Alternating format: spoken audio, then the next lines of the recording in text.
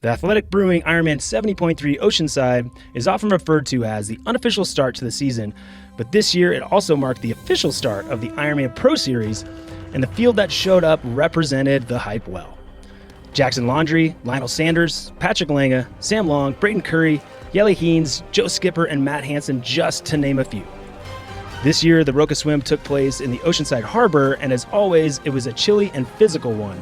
And early into the swim, 4 very elite swimmers separated themselves from the field.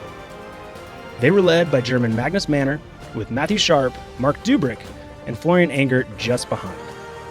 No doubt, the question as they went through the long transition area would be, did they make a big enough gap to keep the big-name favorites from catching and pushing the bike pace too early? Yeli Heens was the first to bridge of the pre-race favorites, only having a 30-second gap out of the water. But known as the elite runner of the field, we knew his effort at the front of the pack wouldn't likely keep the bike powerhouses, the likes of Sam Long, Lionel Sanders, and Jackson Laundry, at bay for too long. They did end up having their impact on the race sooner than expected due to phenomenal swims by the 3 to keep it much closer than usual coming out of T1.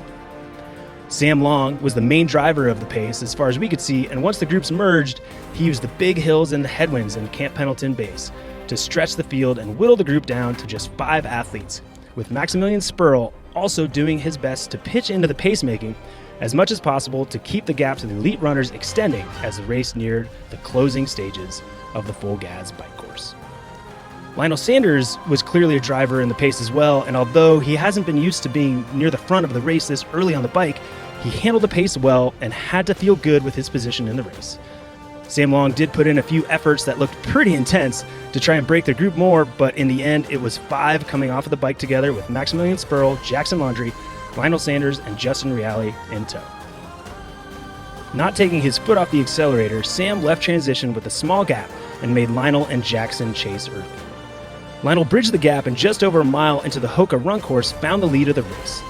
Not wanting a sprint finish with either Sam or Jackson, Lionel continued to drive the pace on the run, extending his gap on the duo chasing behind. Lionel isn't unfamiliar with leading this race with 5 podium finishes here and 2 wins, but he hasn't won here since 2017, and you could tell it meant a lot to the Canadian to get another win here in Oceanside. Sam Long clearly was happy with his performance as well, and he can add another epic battle with friend and competitor Lionel Sanders to the books. And not too far behind, crossing in 3rd place, was Jackson Laundry, who had his first big win here back in 2022.